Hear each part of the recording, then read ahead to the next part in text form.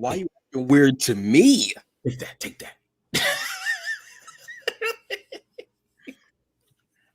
Grown man questions up in here, man. Why are you not thinking about brisket? That's a real question, brother. The enthusiasms, Enthusiasm. the team effort, smoke rings, the flavor, the sauce, the team effort of everything coming together, enthusiasms about the brisket. Yeah. Oh my god. Analyze that about the brisket. Sorry, folks.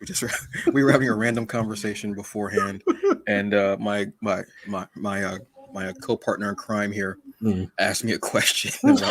Why are you thinking about brisket? My answer was a better question is why are you not thinking about brisket? That's mad suspect to me, sir. And it made the hungry bleak go full Al Capone. Look, I'm like, but instead of a bat, I'll grab like one of like them big brushes. They have all the sauce, slapping it upon. And instead of the blood, it's just the sauce going over the table. Yeah, exactly. We are having too much fun with this whole thing. Today's word is enthusiasm. Yeah. Or as he said, enthusiasms. Enthusiasm. Because it wasn't just one enthusiasm, it was multiple enthusiasms. Yes. Which is important. Team. The smoker, the sauce, the rub all come together separately, nothing but together. A team. Team. The guy sitting there going, team. We all know what's coming. We like, I think you should just leave. Say you got a call. Like, have a fake cell phone. I know it's like the 20s, but grab a fake cell phone and go, I got Exactly. Sorry, folks. This has been a random. This is what you get with us. They're not. Let's not play games. Let's not play games, folks. This is where we're going to get a syndication deal in the next few months. Even though we only have like less than 20 episodes, we're still going to get a syndication deal. We'll be on UPN.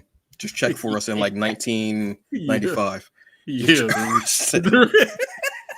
We'll be right after Homeboys in Outer Space. So that's a great lead-in show for us. The rebirth of UPN, yes. We'll be right after. No, actually, we'll be before Homeboys in Outer Space. We'll be right after Sparks. Yeah.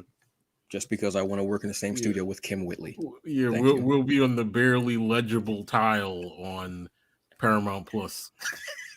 And then we'll be doing guest spots on Fridays for the not ready for SNL players. Yeah, exactly. Hey, folks, what's going on? So, look, you know what you're going to get when you get with us, honestly. And we've been having way too much fun these last few weeks. To hell with it. Yeah. All right. Welcome once again. Happy whatever day you're watching this. Today we are live, Saturday. It is a fall. This is like a typical fall day. Nice crunchy leaves. We got the beautiful sun is out for the next 10 minutes. Then it'll be dark. Whatever. I mean, that's just how the fall is, unfortunately. But this is the Fandom Initiative. Thank you very much. Welcome to the fandom, and you're welcome. Let's start off with the introductions because this is going to be another fun show. We really don't give a damn these last few weeks. That's just we are having fun and we're doing what we love. The man across from me, he is a cinema CEO. He is a cinema god. This is Michael Williams. Yes. Happy to be back this week, people. Did you see the bling on the wrist of this gentleman? I've never seen such a blinged out salute. The plundering of Arrakis. I mean, all that spice on you. What is you doing, baby? What is you doing with all that spice on your wrist, baby? All that spice. That should have been our review for noon. That should have been our friggin' review. Oh God. Myself, I am the hungriest man in the room. You can take that however you want. Obviously, you know that because we were having conversations about brisket. That's how we open the show with brisket. Yes. That's how we open the show. Yes. You're not going to find this with any other geek culture podcast, any other fandom centric podcast. You're not. Yes. I am the hungry bleak. Hashtag the Dark Star. Hashtag Nevermore. Hashtag Fupa Fridays, folks. Yeah. Yes. I love it. Yes. I am Antonio Pomatis, and we are the diabolical duo that come to you each and every week with Ooh Gobs of Fandom. Sometimes we have reviews, sometimes we have news, sometimes we just whatever we want. This week, as I've noticed it and I'm excited about it, the boom in animation on streaming services. Think about the last few weeks that we've had. I mean, we've had, well, months, honestly. Excuse me, months. Hell, year, truthfully. You want to look at things like we've got What If. Yep. There was MODOK on Hulu. We just got Hitmonkey, which came out this week. We've had, and I mean, Amazon, we had Invincible. I mean, that was already in production. I mean, when you figure how long animation takes to begin with, things have been in production for years. But I mean, huge boom. All right. You look at also Star Wars Visions, yes, which was ridiculous. Holy cow! We are going to be talking about that too, folks. And then you have Netflix. Netflix has been like leading a charge, which is great, and I love that everyone else is coming up with their stuff. You have we got the new season of Young Justice, Phantoms. We also got Aquaman. I think it was a 3-episode series, like little mini series that they did. I mean, Harley Quinn was already on there, but still. We're going to be getting an animated movie for Milestone. We had the Witcher animated movie, which, Jesus, yes, I'm so ready for that new season to come up and more movies to come out as well. We also got Arcane, which is based on the game League of Nations, which I have not played, but this series makes me want to watch it. We also got from Crunchyroll, we got Blade Runner Black Lotus, which premiered last Saturday at midnight. But it was a simulcast because it's a joint project. It premiered on Adult Swim and on Crunchyroll. Brother, what's up with all this animation going on, man? I'm loving it, baby. I'm loving it, baby. I'm loving it like brisket, baby. You loving it like brisket, baby? For those of you who could not see, I damn near spit tea all over my laptop. I almost spilled the tea, baby. Yeah, exactly. Spill the tea, brother. Spill the tea, brother. You know the tea is hot. The tea, yeah. I will spill it like Moore's Day. Yes. But you know, talking about animation, you and I talk about this all the time. Like, animation now more than ever is this sort of thing that it's almost not even. It's not even like sort of second tier. It's more first tier in the fact that there are projects that I feel like can be done better with animation because you can do a lot more things and it not necessarily take up, as far as from a talent standpoint, it doesn't take up a lot of their time. If you know what I mean. Like it you know, you come in, you lay down vocals for an animation project, you're pretty much done. Like, instead of spending, 3 to 6 months on average on a feature film, you can come in and lay down your vocals in less than 3 weeks and you're done. Yeah. You know what I mean? So yeah, I think animation to a certain extent allows producers and creatives more leeway to kind of be imaginative and just go for it versus the limitations of shooting a film traditionally and then saying, oh, we can go back and do these more imaginative scenes in, CG and all this other stuff. Right. So, yeah, and not only that, I also think that animation allows you to be more, what do I want to say? To be more resolute and constructive in your storytelling sometimes. Yeah. Yeah. Yeah. I honestly think that, especially with COVID now, Mm-hmm. you know, it does make it, if you still have your the reservations, which are completely apt.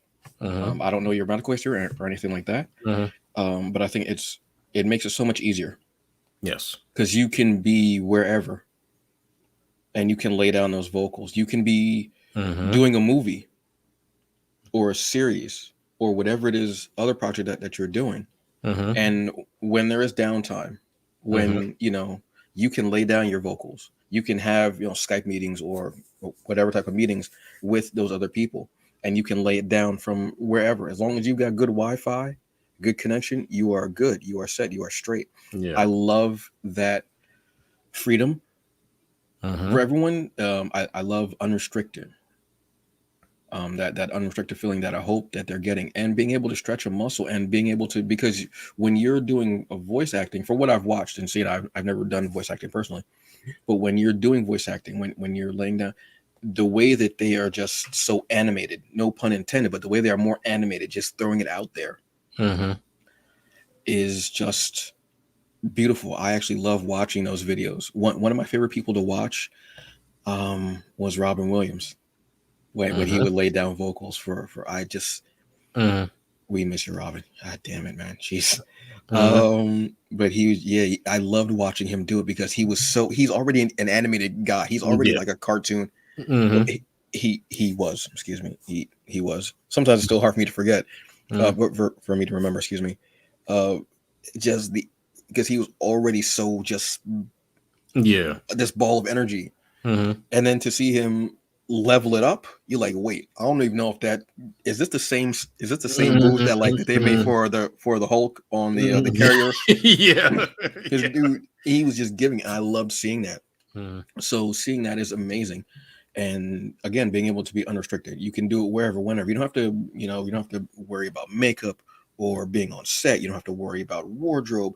You can, you literally can roll out of bed, brush your teeth, get your situation ready, get your cup of coffee or your tea, whatever. Cup of coffee. I don't know why I said it like that. Your cup of coffee in big time, Yeah. and be set and ready. And I Yeah. love that. So that's a definite. So those are definite pros to me Yeah. of being able to do that. But do you see there being any cons to doing promotion? Excuse me, for doing animation. Do you see any cons to that? Um, I think that, and this isn't really, I'm not even really sure if this is a con. I think one of the things with animation is that it has to keep pushing the boundary in order to kind of stay relevant, if that makes any sense. Do you mean animation style or the writing that goes into it? I think a little, well, not so much the writing, because good writing is Good universal, writing, yeah. right? It's universal. No matter how you present it, good writing should work, right? Mm. So I think it's the animation style and how it's presented. Like I was actually thinking about this when I watched Arcane this week, and I Mm. also thought about it just before the show when I watched the first two episodes of Blade Runner Black Lotus. Yes. Um, I needed to go back and think about a movie that kind of struck me that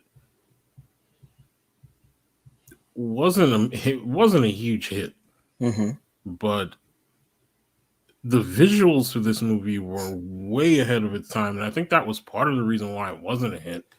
Because I don't know that a lot of people even knew what to do with this film, right? um, I compare certain things that we see now to um that Final Fantasy movie that came Oh, out way back yes. in. That was loosely, Yes, yes, but it was, yeah. Oh, yeah. yeah. Yeah. I remember seeing that trailer in the theaters, and I was like, "Wow!" I was like, Hmm.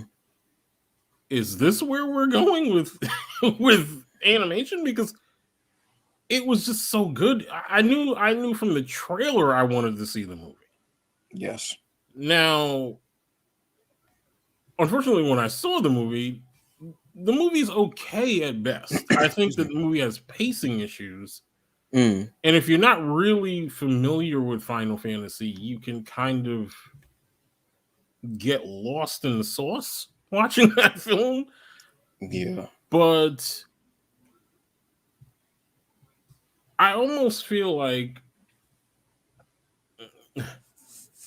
if the prior benchmark in animation was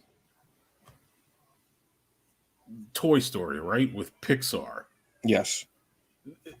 Then came this Final Fantasy thing, which didn't stick the way Pixar has stuck and how Pixar has gotten better, but it kind of opened the door to what could be done in animation, right? Like how much more realistic and sort of,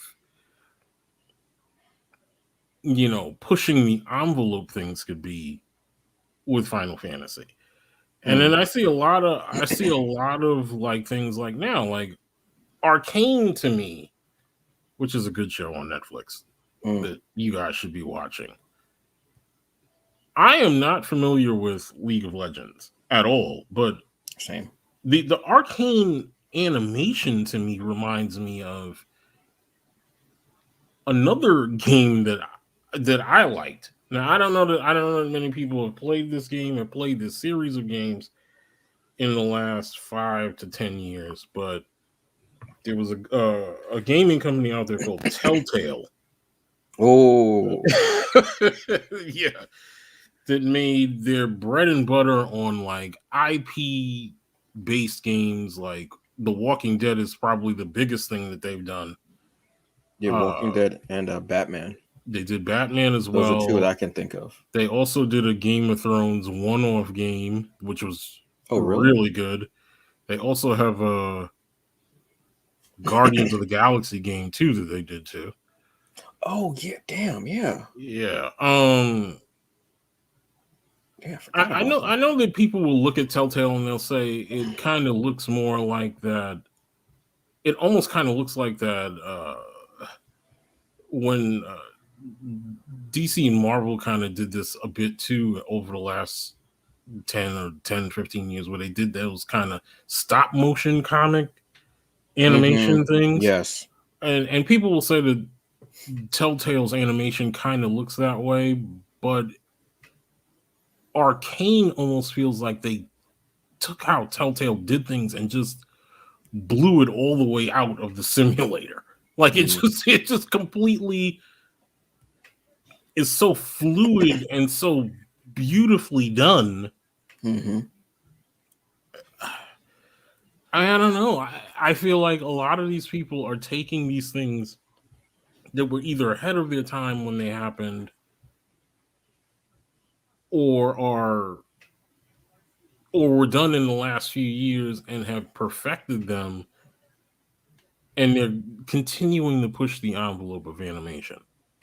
And I think that's the thing. The thing is that with animation, it has to be pushed, because once it gets stale, that's when it kind of goes back either not underground. I don't want to say underground, but I feel like production companies move away from it for a bit, and then they want to come back to it when it starts to push the envelope again. I love that it feels like each streaming service is kind of like almost competing for it.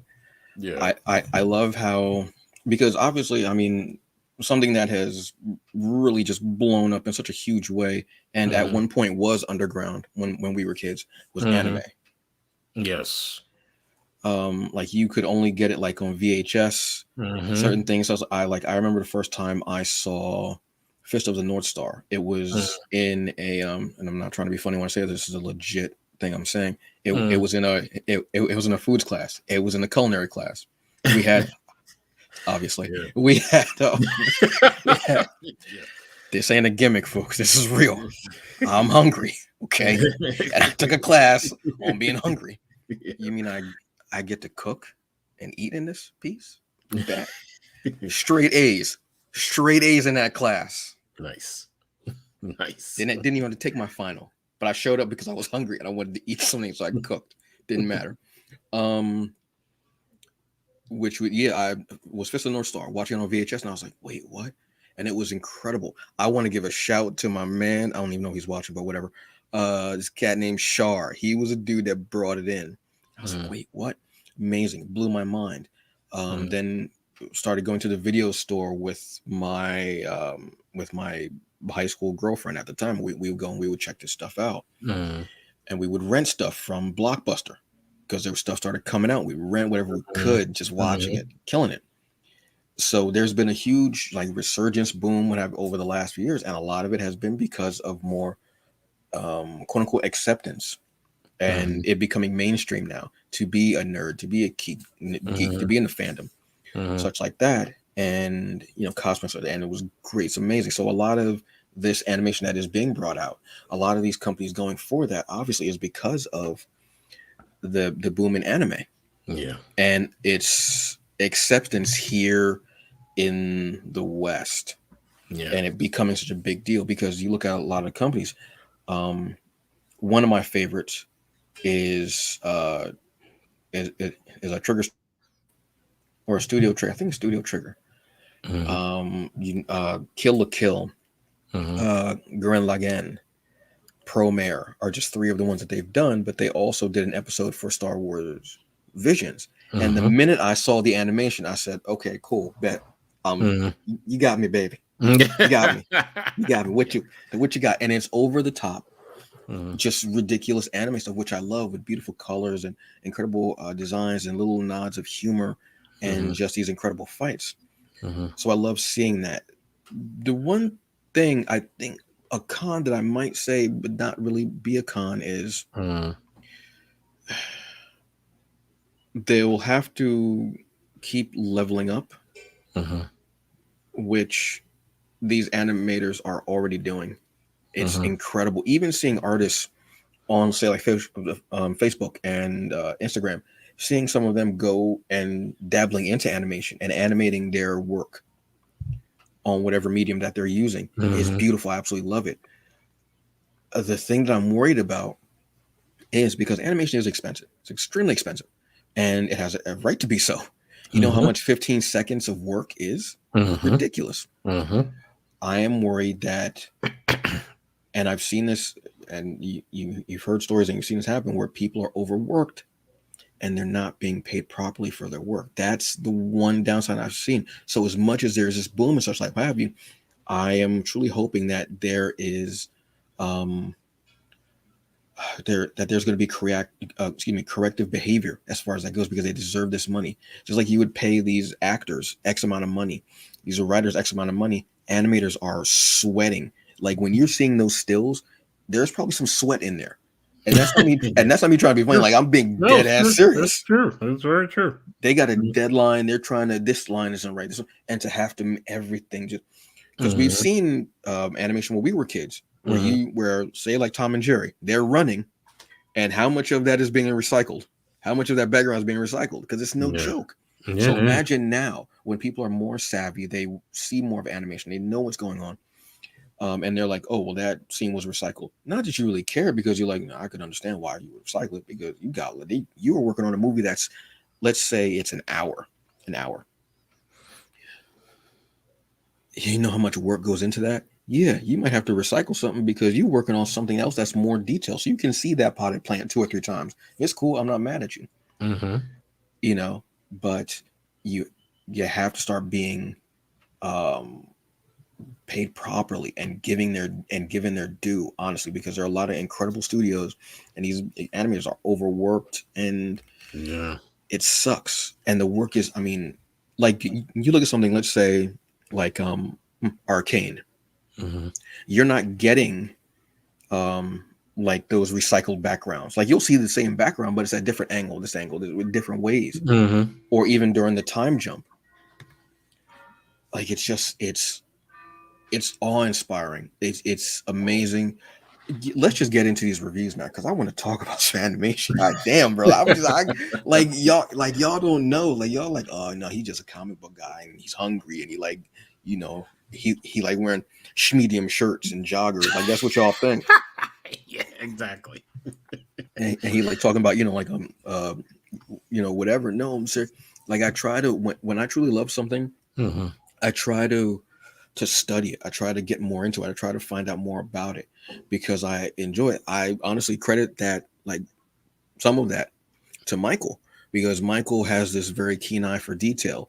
And obviously Cinema CEO said, "Oh my God," like he has this keen eye for detail and these things with movies. And he'll remember something from a movie 10 years ago and link it to something that, like, oh, so they're doing this little nuance. So I credit that to Michael, and I credit that to people like Chuck Collins, who is an animator and artist, and hearing him talk about different studios like Mappa and Trigger and on his anime is incredible. So I look at these things, and I didn't go to school for any stuff, but I just study it because it's intriguing. But yeah, I just really enjoy these things. And something that I watched, I actually binged it this week because it's 10 episodes, maybe about that. Yeah. And they're maybe about no more than 20 minutes, I want to say, maybe give or take. Star Wars Visions. Now, this is an anthology series based in the Star Wars universe at different time periods. And you have all these different animators and such doing their own stories about, like, not necessarily about the Skywalker saga, let's say, but set in there or around it. Yeah. Similar to the movies like they'd had that would go around the story.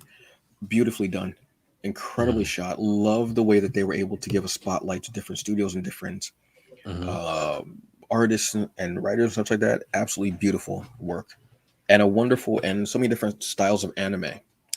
Well, there was anime, but excuse me, like some different styles of animation.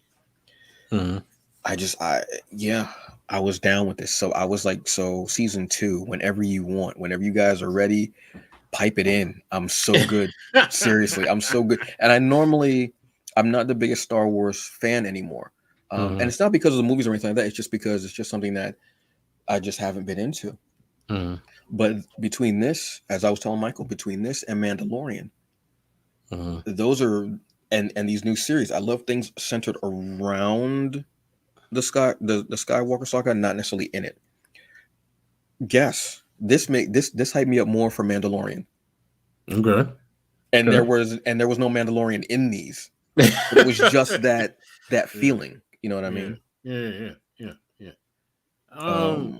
Yeah. I mean, it's crazy to think that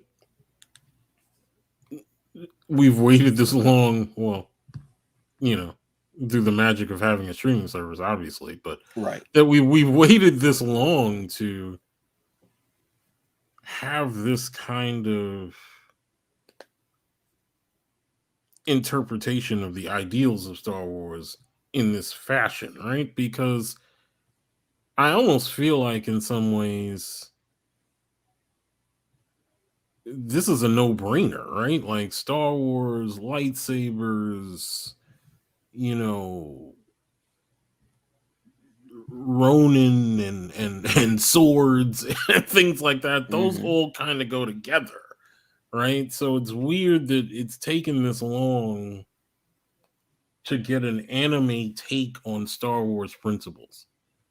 And a lot of that is about, unfortunately, prior to him selling to Star Wars, George Lucas just kind of locking that whole concept down. Like, he's the only one who thinks that his opinion matters until he sells it, and then they're willing to kind of open it up, right? So, I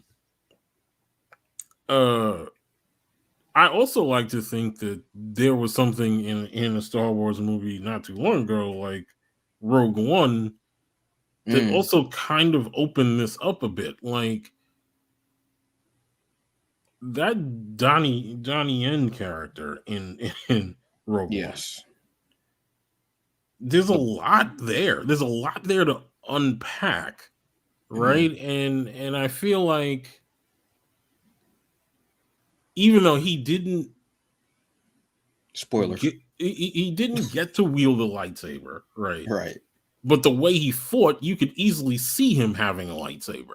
Yeah. Being a blind a blind Jedi. You know what I mean? So I almost feel like they got some inspiration from that scene, and they were like, okay, well, what if we open this up to people who did anime for a living? You know what I mean? And what kind of stories would they be able to tell with this? And this is what you get with Star Wars Visions. You get very detailed interpretations of people who have been clearly, because none of these episodes skimp on the creators being fans of Star Wars at all. Like, you can absolutely tell that these people love these movies, love everything about the Star Wars universe, and it just works. Like, it works. There's nothing to complain about with any of these episodes that I've seen. They're just well done interpretations of something that has been around since the 70s. You know what I mean? So amazing. I think one of my favorite episodes of the entire show is the duel, the very first episode. Man, shut your damn mouth. Shut your damn mouth. Bro, that one right out the box, I was like, okay, bet that Akira Kurosawa vibe. You could feel the love of both Kurosawa and and Star Wars and the mythos just bleed into that. And I was like, oh, what? I was like, yeah, bet this is awesome. Yeah, the duel. I think it was Kamikaze Doge. I hope I'm saying Daga. I'm probably butchering the name. Absolutely, I'm probably butchering it. That was dope. That was oh god, the level. And that was again less than 20 minutes. And you told a great story. CW learned. You told a great story in that time, and it just yes, God. Imagine Kurosawa if he was here today. Oh my God. Dude, they would be fighting over him. Yeah. Could you imagine him directing a Star Wars movie? Could you imagine him doing an MCU film? Oh my God. What character? Oh, God. Yeah. I just went through puberty again. Damn it, man. Jesus. Oh my God. Oh, yes. That one was so well done. And unpolished, but I don't mean that as an insult. Unpolished, as far as normally when you see a Jedi, and I think you say, "Oh, it's got to be all beautiful," and this blah blah blah blah blah. And there's a nice twist to this one. It's not what you think, and you're like, "Wait, what?" And I think it possibly could be talking about the gray, which we don't hear about in the movies at all. Which is what I subscribe to. I love straddling the fence. And that idea was just so cool to me. And just having, I'm gonna have to go watch that again. You know this episode also kind of had for me.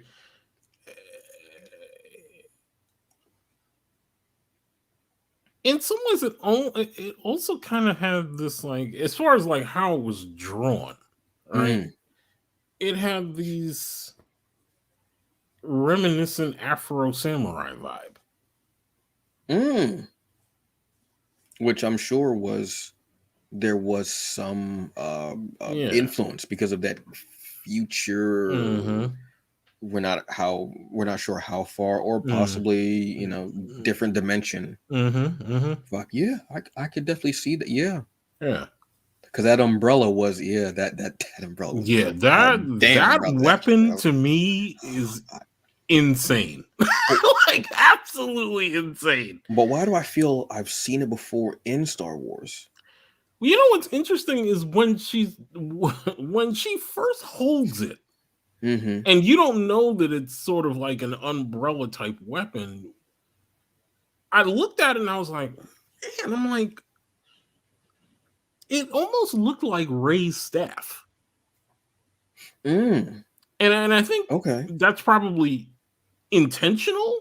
You know what I mean? Like almost like an homage to what becomes Rey's weapon at the very end of the last trilogy. But then for it to kind of have this dynamic sort of thing that it becomes is like, oh well, yeah, that's way better than what Rey has. You know, I mean? And yeah, that was what seeing it. I was like, yeah, that's so dope. And again, I love when they do different things with the lightsabers. Yeah, where because remember the first time when you saw a double-ended lightsaber, and people lost their minds. It was like, wait, what? You can do that? Wait, hold on, because you're so used to just the basic. And then when you get into more of the crystals and people who and there's even an episode where they show someone making lightsabers, the Ninth Jedi. Which I loved. I absolutely loved. Again, another twist in the story where you're like, wait, hold on. I love that feeling because it was just my favorite aside from the duel, which is my favorite is twins from Studio Trigger, because so dope. Again, that over the top. My man he cut the ship in half with a lightsaber, baby. What is he doing, baby? What is he doing? Can we get this type of treatment for possibly some stories in Dune? I'm not even trying to be funny. Give me the weirding way. Give me this was just so. I want to see what this opens up people's minds to what. And you were definitely right. The first, when I think of stories outside of canon, well, excuse me, I shouldn't say outside of canon, outside of the Skywalker saga, I automatically go with Rogue One. I know people have an issue with it because of whatever. I love this movie. When I was in the theater, I damn near shed tears at the end. Because I'm like, wait, so they don't. No one lives. They all die, and then it goes directly into A New Hope, and then you go. It makes you appreciate New Hope in a whole different way. Oh, absolutely. And it's so I mean, I think that is on Disney Plus, I believe, correct? I want to say that's on Disney Plus. It is. Oh man, I got a full weekend going, folks. I mean, gotta get a quesadillas. Exactly. I mean, when people when they were describing Rogue One before the movie had even come out, and they were saying, "Oh, well, this is basically going to be for lack of a better term, a war heist picture." I was like, "What?" I was like, "A Star Wars movie that is a war film with a heist at the end." I'm like, "I'm in." I'm like, I'm completely in. You know what I mean? And dope, just so. Oh my god, yes. We could talk about that movie for a whole show too, honestly. But not today, folks. Not today. We're talking about animation. Damn it. Speaking of yes. And I agree with you on the twins. Which there's been a lot of lore as far as twins go. The twins deals with all kinds of, like you said, all kinds of Star Wars lore that people have been craving for, that they thought they were going to get in that last trilogy and didn't. But you see the nods to the extended Star Wars universe that, you know, people don't really talk about anymore the way that they used to, because it's been kind of suppressed. But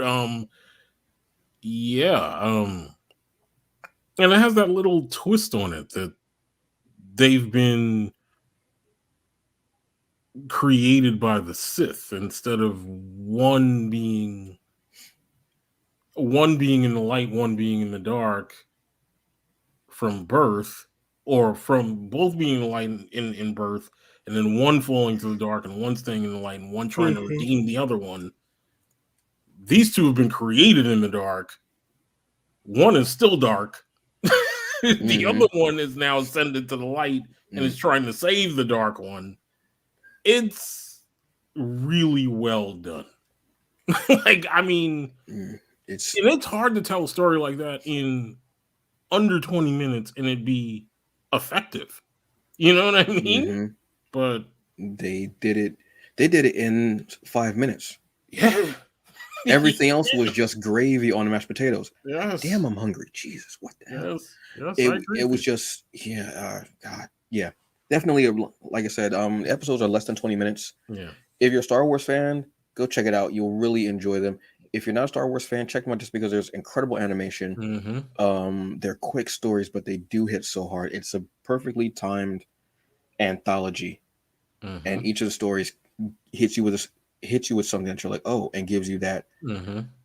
that Star Wars experience without having any Skywalkers in Yes. there. This Honestly, is how you develop an IP beyond just the basic. This is how you do it. just awesome.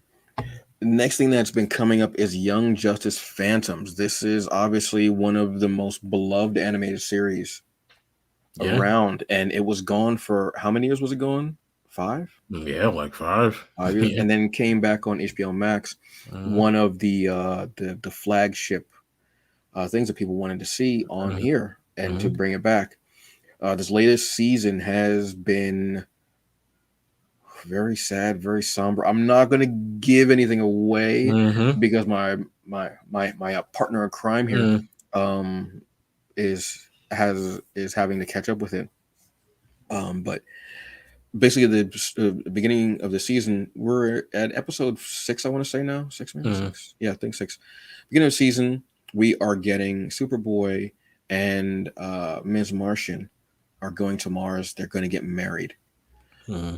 So we have them going, and Beast Boy is with them, and they're going on the and they're taking a ship there, and we are immediately thrust into the Ma'ar Shan, which I love the fact that they put us an apostrophe into the, so it's not Mars, it's Ma'ars.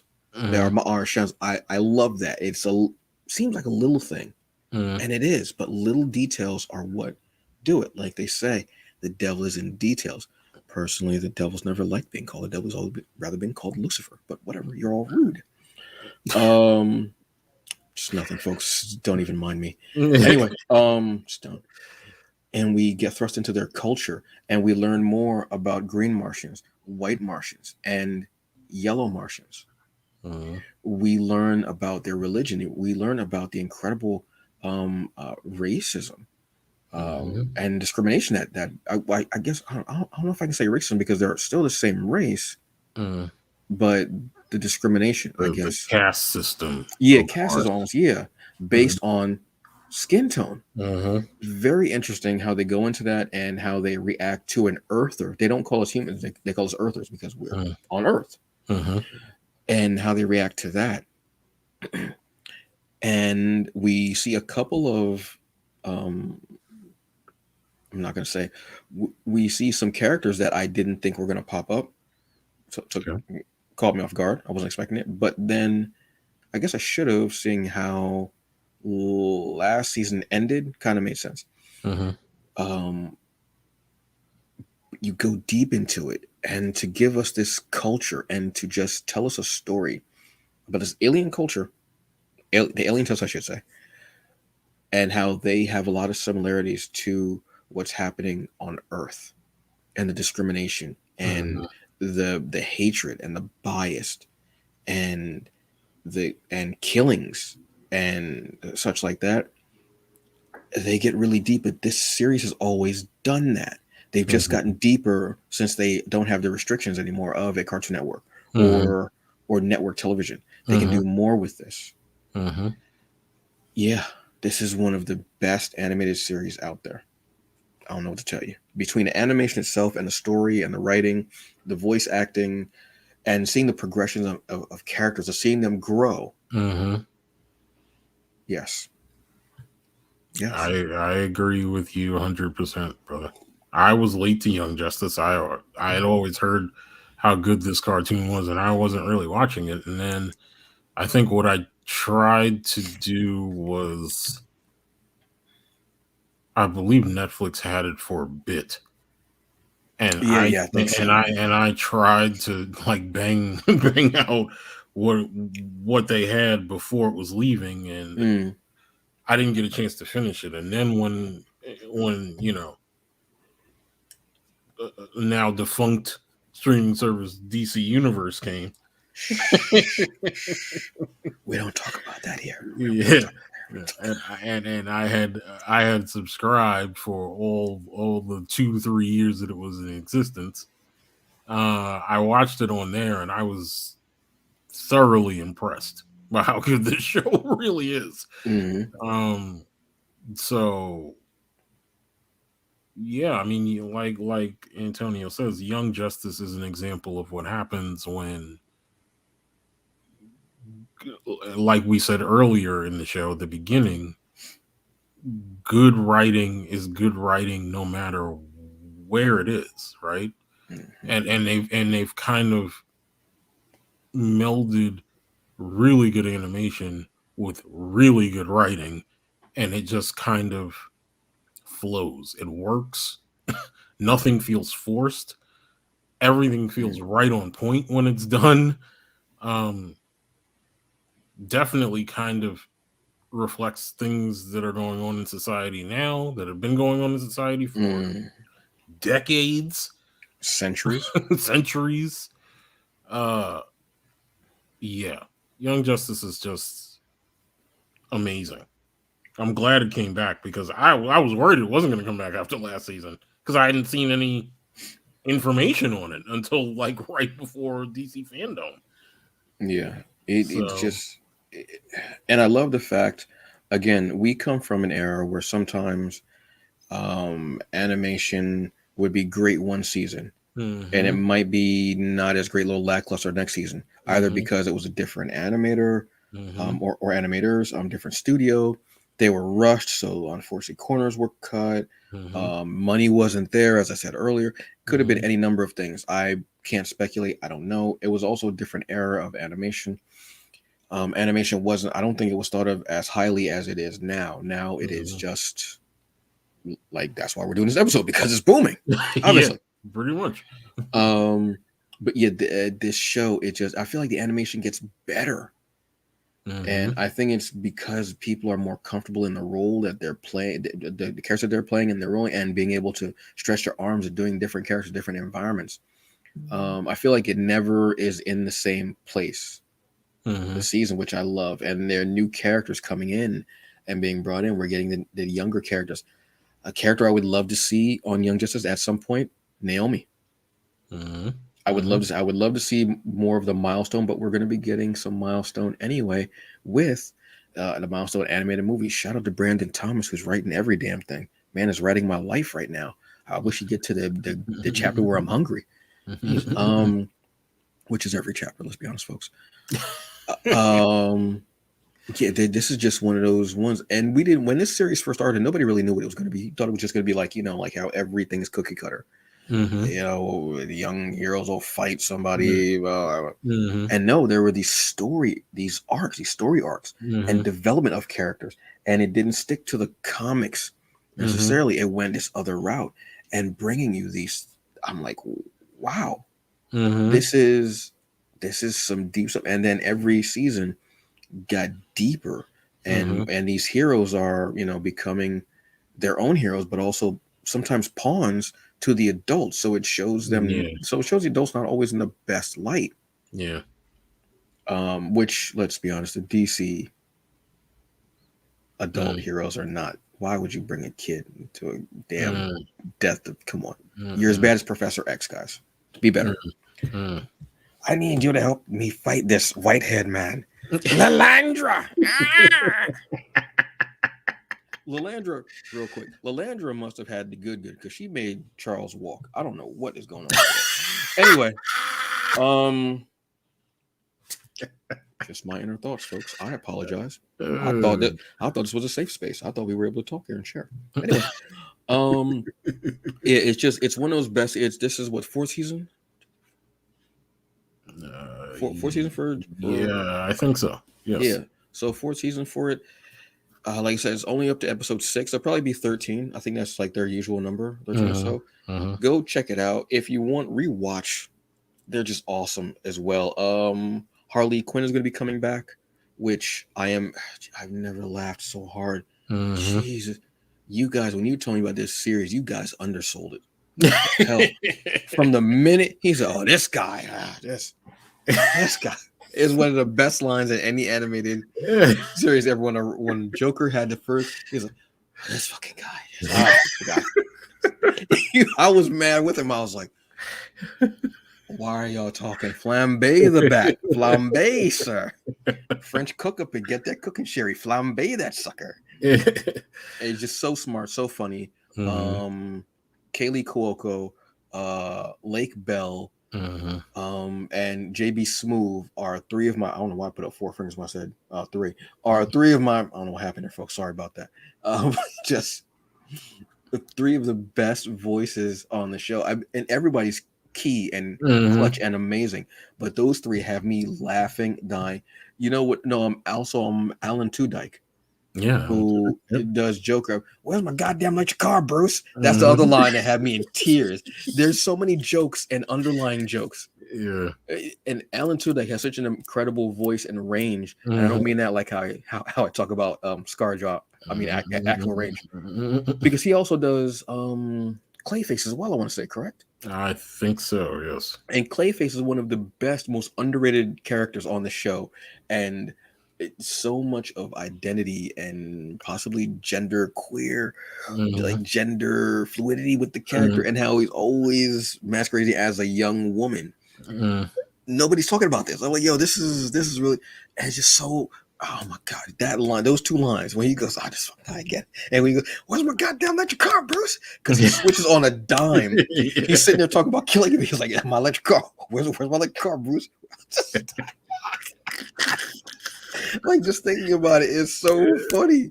Oh my god, that's such an underrated. Go watch that. It's only 2 seasons. They're what, I think like 10 or maybe 13 episodes again for that as well. Genlock also came out with a 2nd season. First season was good. 2nd season doesn't feel as good. Doesn't feel up to par. Unfortunately, doesn't feel as good. I know there's a comic. I actually want to read the comic because a comic, the art looks incredible. But I don't know, something about the season doesn't feel. I don't know. It just doesn't feel up to what the first season was, and I enjoyed the first season.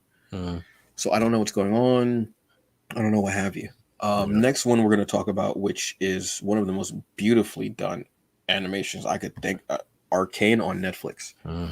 Again, this is based on League of Legends. I haven't not played the game. Basically, it's a story of 2 sisters, and two sisters and their friends, who pull heists and jobs because they are.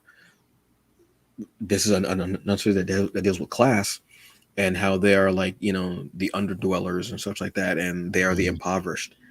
And they live underneath this bar, this tavern.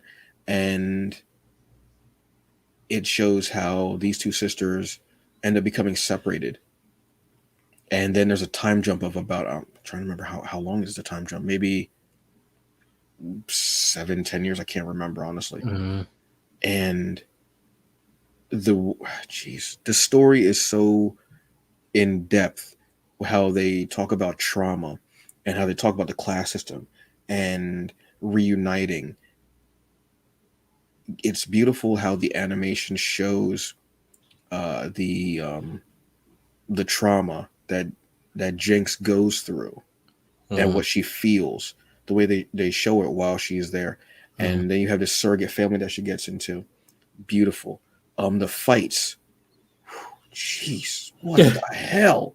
Y'all know I'm a big fight fan, whether it's live action, especially animation. Y'all know I love animated fights.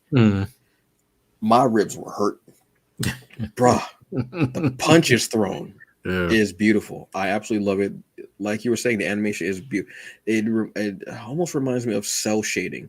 I don't know the proper term for this, folks. Unfortunately, I know 2 animation terms. Yeah, I know what you mean. I know exactly. I know cell shading, and I think that might, and I think stock.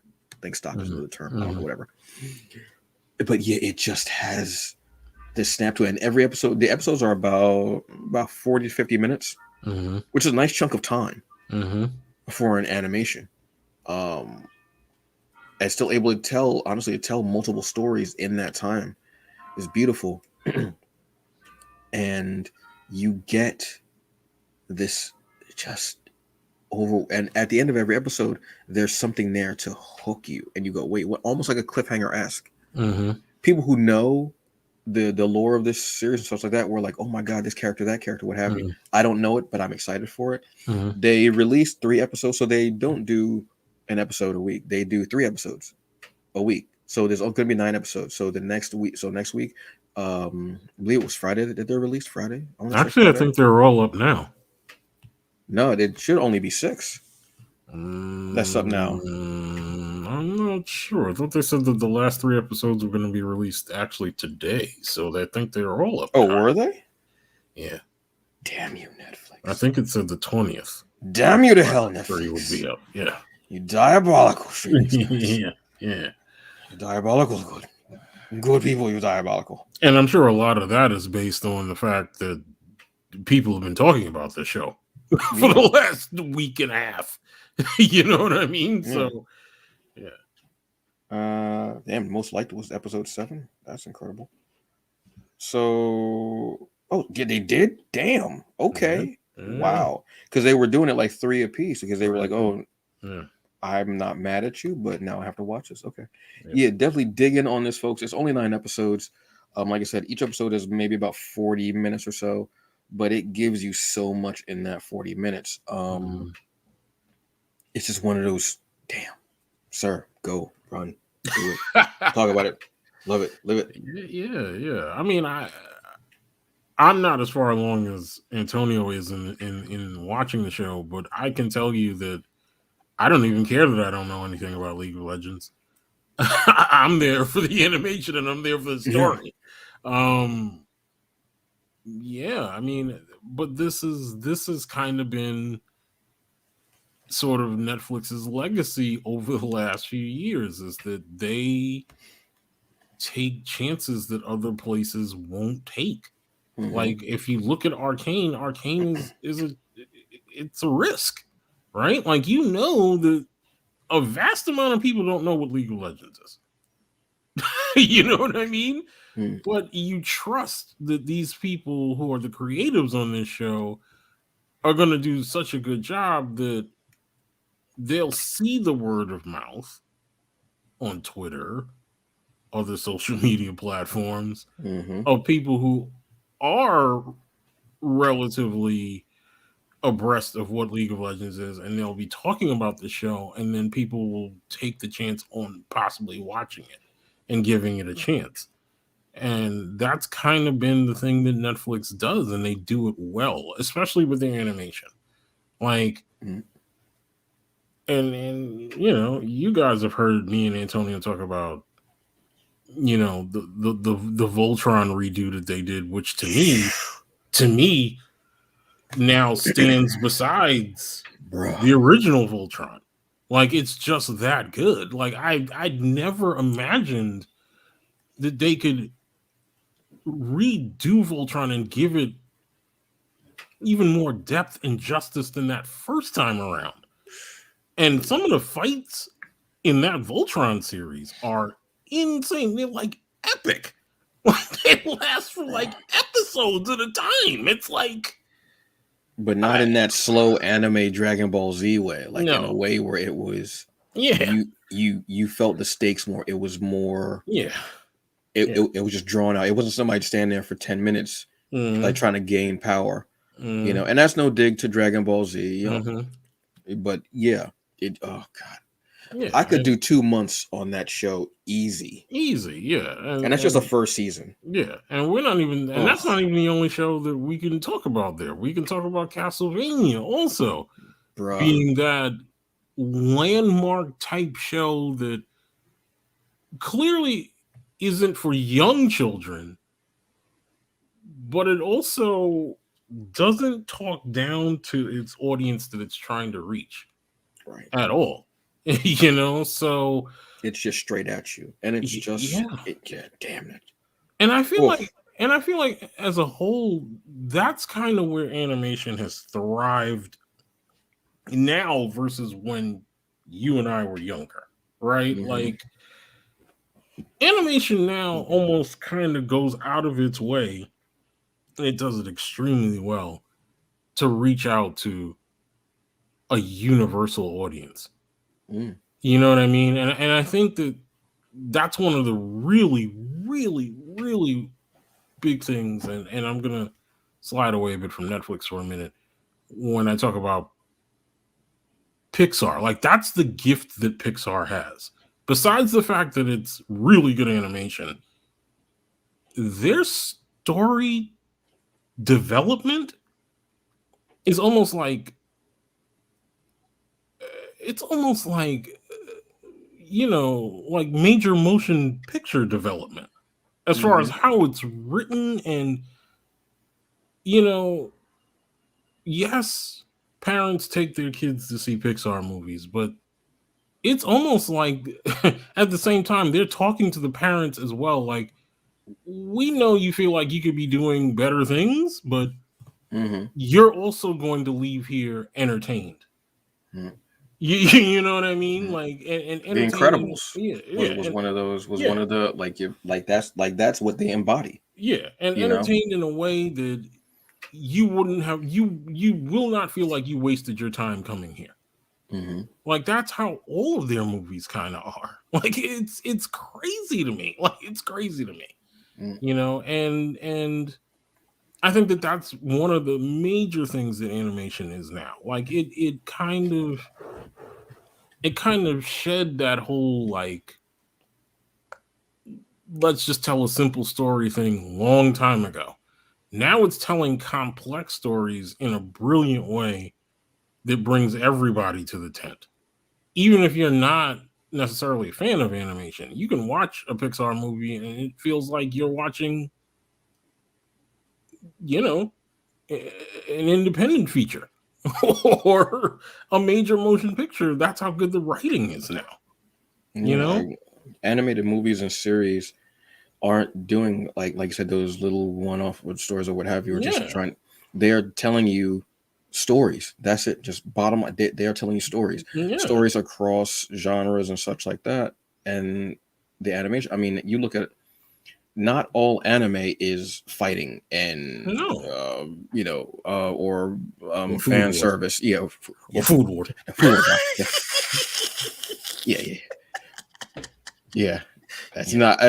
I know there's a big fandom for that. I haven't even gone into it just because I just not my thing. Like Yeah. Yeah. that service thing doesn't get me. But Yeah. there's so many more, and it's surprising because it's food. Mm. But there's so many different types. So when you incorporate something like that, and just that storytelling into all the different studios and all the streaming services and Mhm. company stuff like that, and you go there and you give us these incredible stories and just beautiful, lush stories too that make us laugh, cry, or cheer, or make our goosebumps stand on end, or make us rally behind the protagonist and make us sneer Mhm. the antagonist, make us want this love scene, make us not want this, make us not. And then you give it to us, but you give it to us in a way that we weren't expecting. Right. You serve us, but you serve us in a way that we didn't know we wanted. Right. That's the thing. You can do fan service all day. I mean, that's what a lot most stuff is fan service. Mhm. You wanted to see Cap hold the hammer. You wanted to see Vegeta go Super Saiyan. You wanted to Mhm. see this. You want to see, and they do it, and they give it to you, but in a way that you didn't know you were going to get, and a way that you didn't know you wanted. That's the thing. Um, because of Arcane, I'm actually want to look into League of Legends because I know this is a Mhm. prequel to it. Um, but I actually want to check out League of Legends. Just not that I don't have enough to play now, or read, or eat, Mhm. or I never have enough to eat. Let's be honest with you. Mhm. But it just looks, it just yeah, and for it to be 9, and y'all know I love a nice short series. I Mhm. dig it. I dig it. Mhm. CW. I dig it, but I want to see why the game became so popular, and it's from Riot Games, I believe. Why it became so popular, and the people that they have working on Arcane were like people who were fans of the show. Everyone is a fan of the show, of the game. Excuse me. Everyone's a fan of the game, so that just makes it even better. It just makes it, when you have fans of something who are storytellers, and you have fans, they're not just gonna fanboy you, fangirl you, fan person you to death. They're gonna give you these things, but they're gonna still be at the core. They're still a writer, still a storyteller. They're gonna give that to you, and that's what I love. Speaking of stories that have ranged, like, holy cow, who saw this coming? I didn't. We got the Venture Project. Excuse me. That's a whole other venture, brothers, and so that's another one. We had this collaboration between Adult Swim and Crunchyroll, which is Blade Runner Black Lotus. This actually did a premiere simulcast, similar to what we do here on Fandom Initiative, where we're on YouTube and Twitch. Cheap plug. Where it dropped at midnight. They did 2 episodes, but it did on Adult Swim and it did on Crunchyroll. First off, I don't really stay up till midnight a lot because, I'm not going to explain to you. Y'all already know if you know. But this harkened back to when Toonami Adult Swim first started, where you'd be like, wait, so I could watch this at like 12 o'clock at night? And you stay up and you would watch it. You would watch Cowboy Bebop, Samurai Champloo. I just like all these animations. Or they would have a movie on. They would have like a Vampire Hunter D on TBS, because they did it on TBS at first. They would do like Vampire Hunter D, Akira, like these classics. Fist of North Star. They started doing on Toonami. That's what this felt like. It felt like that old school feeling, and I was like, "Oh, this is cool." I mean, I watched on DVR the next day, but I was there with y'all in spirit at midnight. I was there with y'all. In spirit. I was. Yeah. But that was just so cool to me. This is in the Blade Runner universe. Obviously, we've had 2 movies. We have a comic book series. I think we've had a couple of comic book series actually. I think from, I don't remember if it's Dark Horse or if it is Dynamite. I think it's Dark Horse. It might be Dark Horse. I can't really remember. And we get the story. I watched it. I was a little out of it at the time when I did watch it. I'm going to be honest with you. Not from any like paraphernalia. I was just drained. My weeks are draining for folks, unfortunately. My weeks are very draining. But I loved it. I loved the fact of a replicant and following her and seeing her awaken, kind of, and realize that she can be this badass fighter. And it made me go, I need to watch those 2 movies again. I need to go back and watch those movies. I when you make me want to go back and watch something that's how many years old, how many decades, where it's a young Harrison Ford, yeah, like one of the sci-fi, like one of the great grandparents of sci-fi. How many things have come from Blade Runner, and do robots dream of electric sheep? Philip K. Dick. Yep. Yeah. I run it. Run it. Run up on me, thy knave. Replicant. Rutger, we love you and we miss you, baby. Damn. Yeah. Yeah. This is a show that I didn't know that I needed. You were, when I heard about this, you were the person I was most excited for to watch it. Yeah. Because I mean, if you've listened to, I think it was last week's episode, where you hear Michael speaking about Blade Runner. Yeah, especially 2049, a movie that I was like, initially I was like, I'm not sure we really want to go back here. Is it going to be as good as I remember the Harrison Ford one being? And then finally seeing what we got from Dennis Villeneuve, I'm like, wow, like this guy knows exactly what he's doing. Yeah, I mean, I watched the first 2 episodes today because I wasn't even sure I would be able to watch them because this goes to show you how much I don't really watch live television anymore, right? Because I didn't know I had Adult Swim on my dial. And I was like, okay, well, I know it's on Adult Swim, so immediately in my head during the week, I was like, well, then shouldn't it be on HBO Max? Right? Because there's an Adult Swim tab there.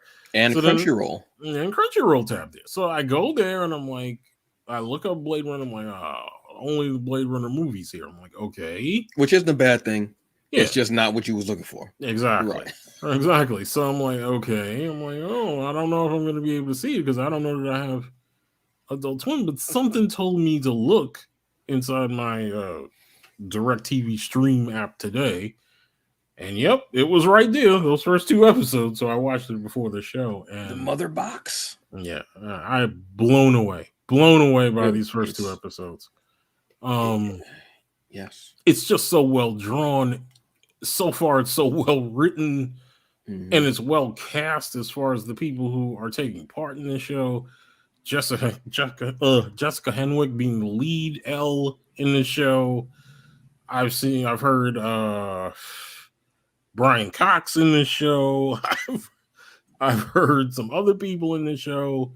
Samira, I'm sorry if I'm pronouncing her name wrong. Samira Wiley, who is from Orange is the New Black.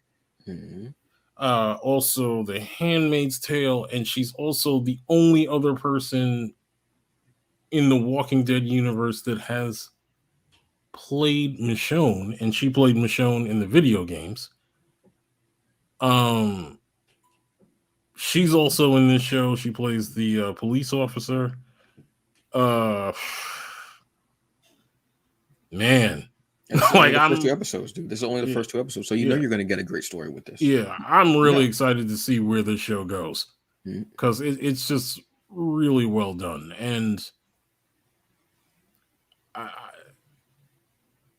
I mean, this won't be a deal breaker. Spoiler. It's not really a spoiler because we don't know what's going to happen. Right. This won't be a deal breaker, but part of me wants Elle to be the offspring of certain people in the Blade Runner universe. Oh, all right. But I don't know that we're going to get that. I mean, we don't. I mean, and this is the newest of all the offerings that we are talking about. So, like I said, it was last Saturday. We're only 2 episodes in. You can. It is on your on demand cable service. Since it's been a week, I'm gonna check and see if it is on HBO Max, to see if it is on the Crunchyroll or the Adult Swim tabs, since they have both of them on there, or even the Cartoon Network tab, possibly. I don't know, but definitely worth going in and watching if you're a fan of Blade Runner. Go watch the movies, then watch this. Even the music in this show is good. Yeah, which Blade Runner has that atmospheric. Like there's certain music that when you hear it, you immediately imagine the cars flying, that you're looking down on the whole city and you can see the smoke and the smoke. You can smell the street food out there. You can you feel it. There are certain things it has. This and the score to Dune, have that feeling. Like when I hear or feel, if you're in theaters, the original Dune or even the new Dune, I feel that the minute I hear it, I can either think of like Arrakis, or I can hear Paul Atreides saying, or Muad'Dib, as I should say, Paul Muad'Dib.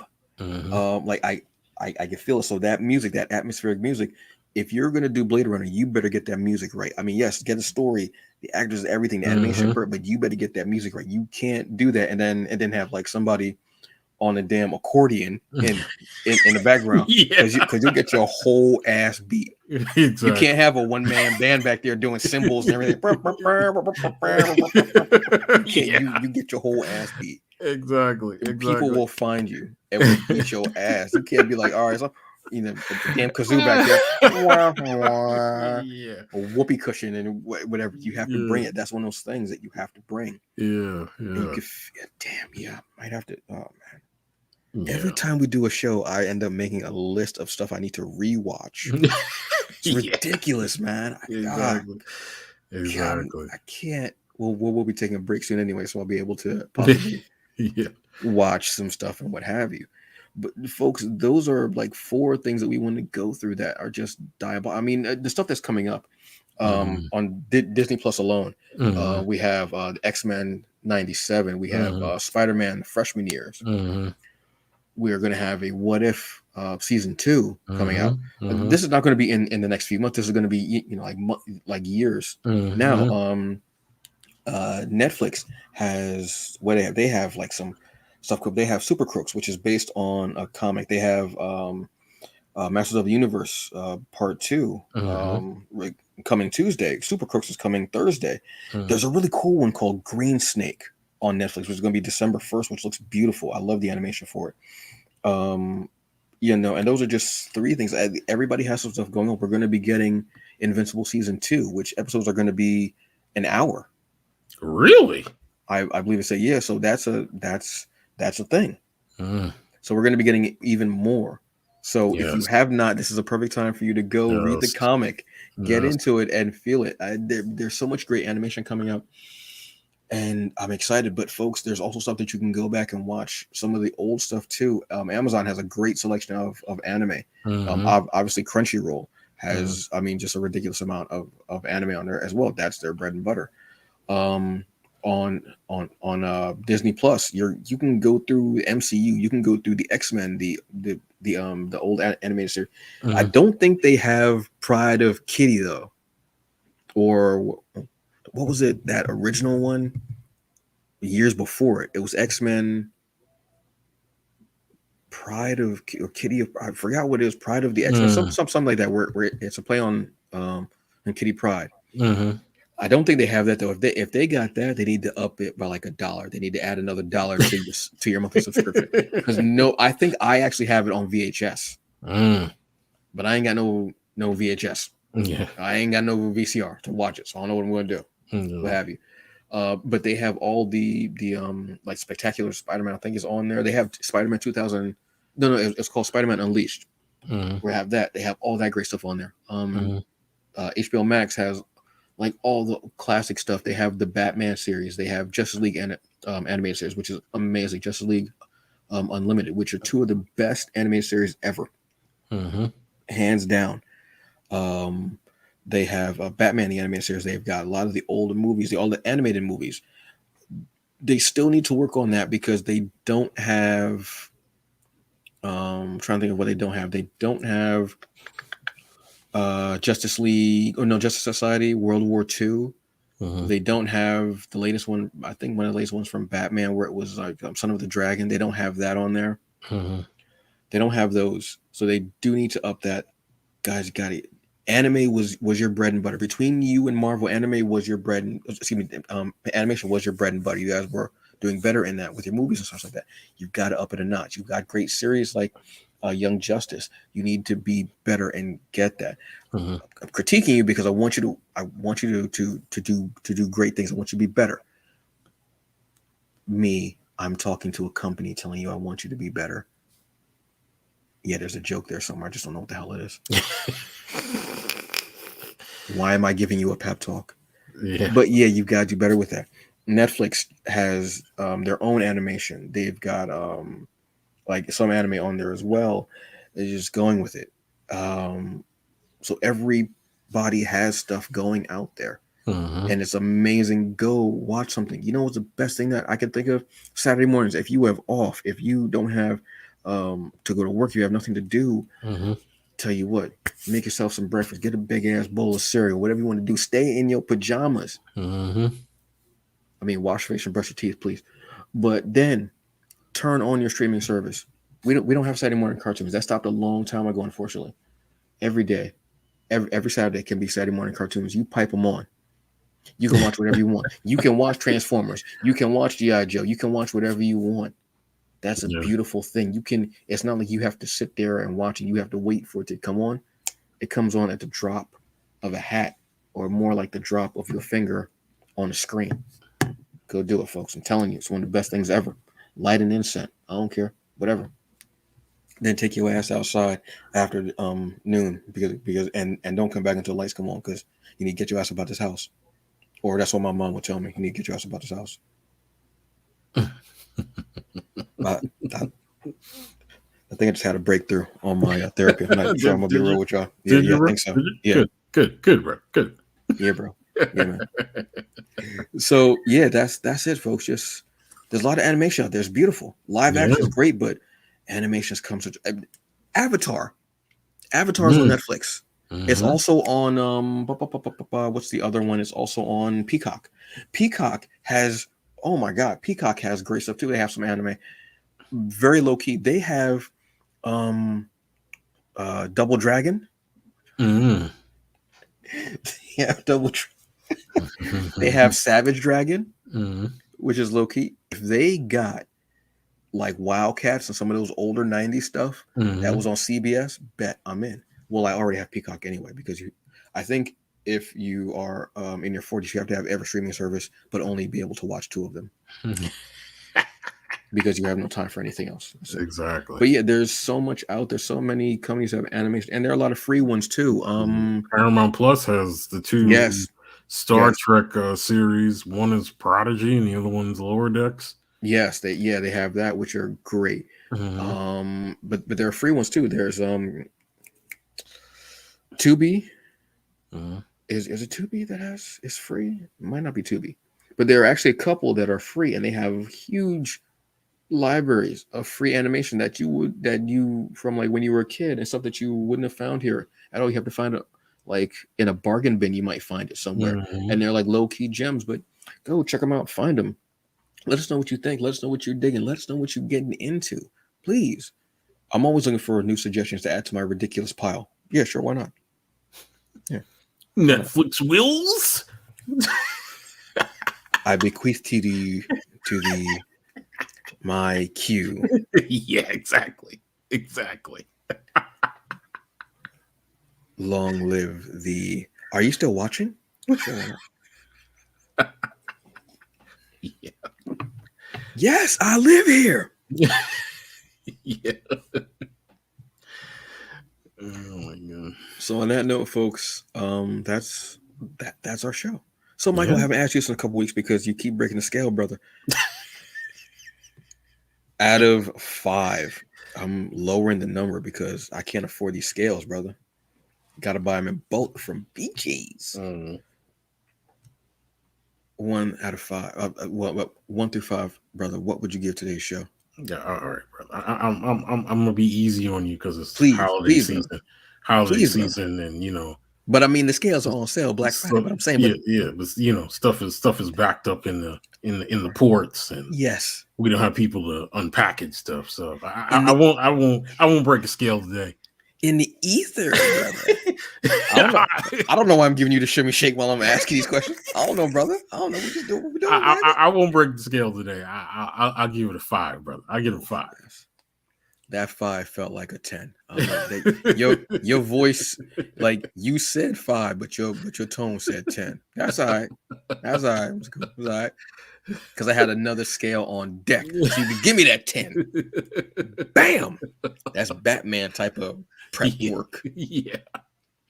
Can't break my scale for justice. Hell out of here, man. Oh man. Bruce. Whatever. Where's my goddamn electric car, Bruce? That line is gold, man. I'm telling you that. I could hear when he said, and he rubbed his forehead like I do, and I was like, that's why Mike said that I wrote that line. All right, bet. Totally. And I didn't know what you meant. I was like, yeah, let me watch it. And the minute he said it, I didn't even have to like wonder which line. The minute he said it, I was like, yeah, all right, yeah, it's totally fair. Sounds like something that I would write. Yeah, because I would be like, oh, the orphan again. Seriously, every time. Why? He was like, oh, this guy. I felt sorry for Joker too because he was really like, oh, this guy. It wasn't even like, oh, my old enemy, my arch nemesis. He was legit annoyed. He was like, are you serious? Oh my God. It's the sun is out too. Why are you even here, dude? Why are you here? Exactly. Shouldn't you be in a board meeting somewhere asleep? This guy. Oh my God. Just he was rubbing his brow like he was trying to like rub off makeup, and he's like, this guy. And Harley was just looking at him. I don't know what to tell you. I mean, oh my God. Yeah. So that's our show today, folks. Jeez, so much fun. I want to say this real quick. We're having a lot of fun today, and we're gonna keep having fun because we're enjoying this. I feel like our shackles have been let off. And we're just gonna do what we want to do, and we're not holding ourselves to a certain constraint or anything like that. And I loved it, and we're having a lot of fun. But just because we're having a lot of fun today does not mean that we are not thinking about some of the serious things that are happening. And unfortunately, yesterday someone was acquitted. Kyle Rittenhouse was acquitted of all charges. I'm gonna say it. I don't really care because whatever. It's bullshit. It's not okay for you to go out to a rally for racial equality and to let people know that Black lives do matter, and go there with an assault rifle and look for trouble, looking for the smoke, looking to kill someone, which he did. He did. Excuse me, that's not the right word. Murdered. Murdered 2 people. Injured another one. It's not okay. And it sucks. And we are all mad and we're frustrated and we are angry. I had my little rant, my incoherent rant yesterday on the Hungry Bleak podcast. I'm not going to do it again because, like I said, I'm tired. I'm drained. I want to enjoy myself. I want to enjoy my life. But it's not okay. We know it's okay, but we know that there are also 2 different Americas. If you are not from America, there is a saying that we have here that the system was never made for us. That's why it's called just us.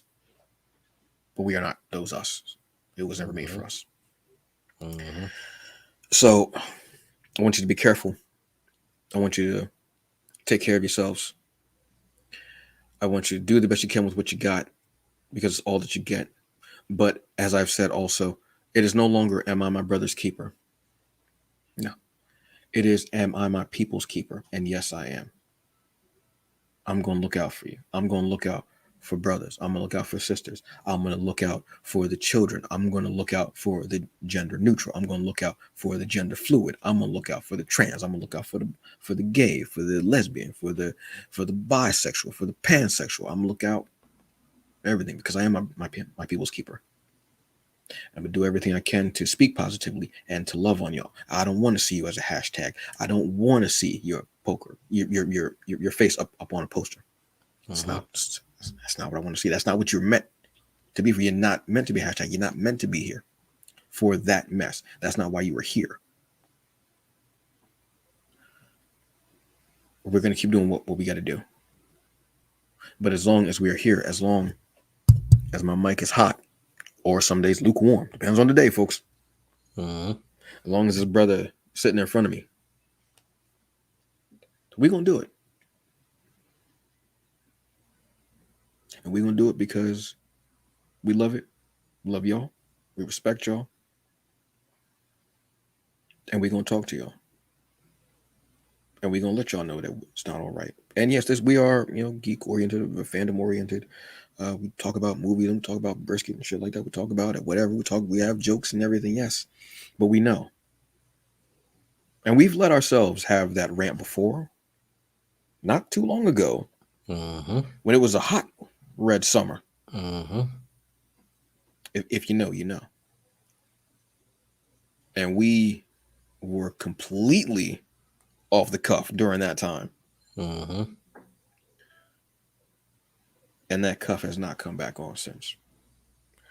So I want to say thank you to myself. I want to thank you to my brother here, Michael Williams. I even want to say thank you to Lady Mina, who next time I see her probably going to punch me in my face. I'm probably going to get punched in the face by Irene too, but whatever. So I know I'm going to get punched for that one. You doing all right about that, bro. I heard you talking smack. That's the worst Lady Mina impression ever in the history. I don't even know people do Lady Mina impressions, but that was the worst one ever. I don't know why. What's that creeping in the shop back around? Back around you? Smoke. Cinder? Are those embers? But see, folks, this is what we do. And we're going to keep doing it. Yeah.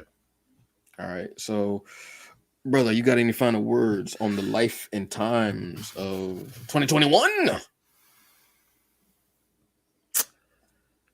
Not really. Marginally better than 2020. And I mean marginally. When I say marginally, I mean it's like marginally. It's kind of like you knew what you were going to get into. You're like, yes. It wasn't so shock. Like, oh my God, what? I got what? Yeah.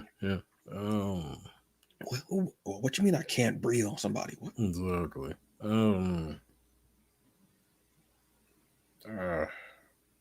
We just need to keep pressing on as people. Sure. And be ourselves, our authentic selves. And not worry about the people who don't understand us.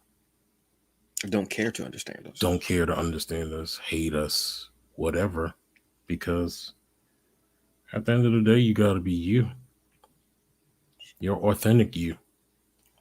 Because if you're not your authentic you, then what are you? Plain and simple.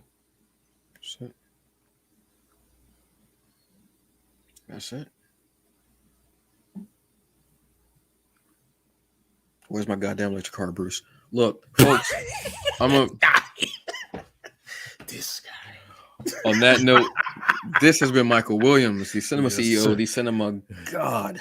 Yes, sir. I am Antonio Pomadas, the Hungry Bleak. You can check me out tonight, actually. I'll be on stream. I'll be streaming Destiny 2 because I feel like playing a game and just letting out just whatever and just having fun and talking about whatever. Yes, sir. We will be back next week for a show, and then we will be taking a break. Yep. And we'll be back in January. So come back and see us next Saturday. We're going to have something special for you. I'm not saying there's going to be a special guest, but I'm saying there's not going to be a special guest. No. Look, y'all know first and foremost, I ain't shit. So first and foremost, I'm hungry. Then I ain't shit. That's two things. They're kind of neck and neck. I'm not really sure. I'm just saying. But we'll have some fun. We'll maybe have like a year in review kind of a thing, or just talk about whatever. All right. So y'all have a good day. Enjoy the rest of it. Eat something tasty. Drink that water. Take your vitamins. And if there's any medication that you are taking, please take it, whether it's for a physical or mental ailment, take it. It's important. We want you to be the best you that you can be. Yep. All right. Get that turkey, get them greens, get that macaroni and cheese, get that sweet potato pie. Or get your tofurkey. If you vegan, you doing your vegetarian thing, you good.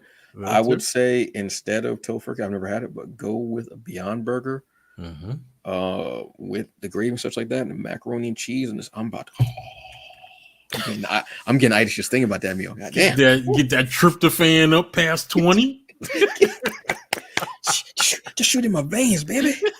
Shoot that tryptophan in my veins, baby. What's itis? Do crackheads get itis? Do crackheads get itis? Like they just because the crack keeps them alive. Like do they get itis? I don't know. I don't know why I ended on that. That's ridiculous. That's horrible. So that's your homework. Do crackheads get itis? I don't know. Yeah. This is why we ain't never gonna go viral. Fuck. All right. Y'all have a good one. Enjoy the rest of your day. Go out and get some sunshine in the fall, and it's beautiful. And go have an orgasm. I don't know, whatever. I'll see y'all later. Peace. Peace. And watch me dance awkwardly as I end on crackheads, itis, and multiple orgasms.